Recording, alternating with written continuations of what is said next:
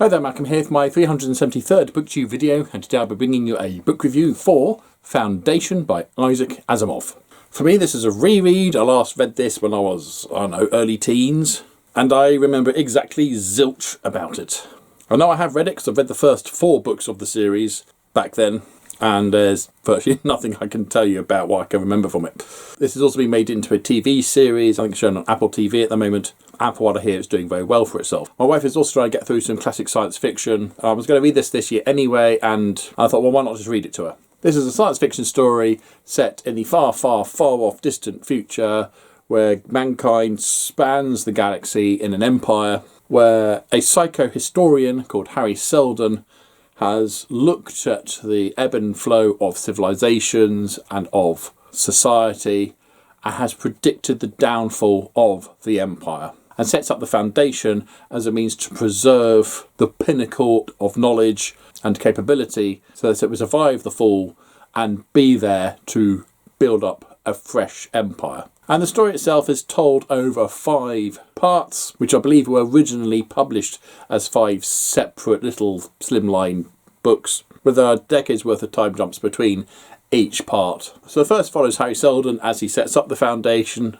or he puts things into place to get the foundation going. The second sees the beginning of the foundation, I think after 50 years of it being in existence, and he returns to his people as a pre-recorded hologram to steer the foundation back on course, having predicted certain things that would happen along the way. And by this time, the empire has indeed fallen, and this foundation is facing some crises. And it also sees the introduction of Salvor Hardin, the mayor of the foundation, as he heads off the crises both within and without. Part 3 sees a much, much older Hardin as he faces another crisis, and again they are visited by a holographic visitation from the long deceased Harry Seldon. And the 4th and 5th parts look at the burgeoning trade system that the foundation puts into place to hold its competitors at bay and survive through those tumultuous years. And that's pretty much it. Now, the big negative that everyone will point out very, very quickly in this one is the lack of female characters in this. Now, this was written in the 1950s, not that that's an excuse, but written during the apparent golden age of America. Despite this being a story of the far distant future, that golden veneer hasn't really tarnished, and all the main characters that we encounter are male. And one could argue whether or not this is a shortcoming of Isaac Asimov's writing, or whether he was just being particularly cynical about the fact that despite women's lib, despite the equal rights movements and all the rest of it, that society will somehow revert back to a woman's place is in the home while the men go out to work. Now, 10 years ago, I would perhaps said this would be ridiculous, but having seen the world that we are in now, I'm wondering, actually, was Isaac Asimov being worryingly prophetic? But by accidental design, there are very, very few female characters in this. There's a teleoperator who answered the phone to make a connection on one occasion. There's an unnamed girl who models some jewellery. And then there's the planetary leader's wife, who does get a speaking part and is named. But very much is the quintessential formidable woman with a rich daddy. However, she's not in it much. And I've seen people respond to the fact there are very few female characters in it by saying, well, I won't bother read this book then. And okay, I can kind of see their point.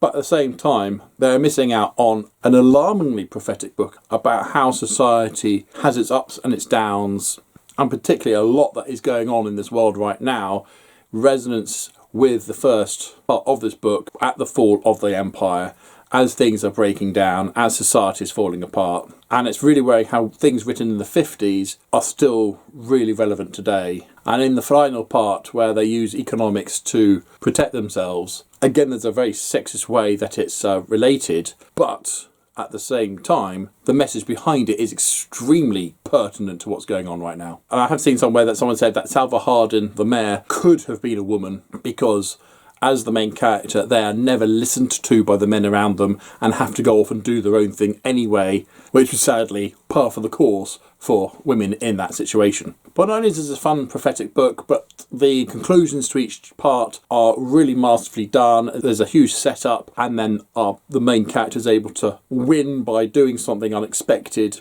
and against what feels like the natural response to the situation. I think there's a brilliant quote in there, something like, violence is the last resort of the incompetent. I think it's a brilliant quote. And indeed, in all 5 of these scenarios, the crises are resolved without any violence at all, by the main character, either directly or indirectly. Really enjoyed it, although some of it was rather terrifyingly close to what's going on right now. Yes, there was lack of female characters, and I can't really defend it from that, apart from it perhaps being a cynical look of how the future might look, but I think it's more like it was written in the apparent golden age of the 50s. And like I said, each of the 5 parts wrap up in a very satisfying way. Worth buying. I always say booktastic, but the female thing really is the thing that holds it back. So there you go. Have you read Foundation by Isaac Asimov? What did you think about it? Has it compared to the show? I've not seen the show, so no spoilers there, but if you have seen it and are able to give a vague comparative, that would be interesting. So feel free to comment down below, please. But as usual, if you've nothing nice to say, then please keep it to yourself. Thank you. Don't forget to like, subscribe, and other YouTube things if you want. Until next time, see you later.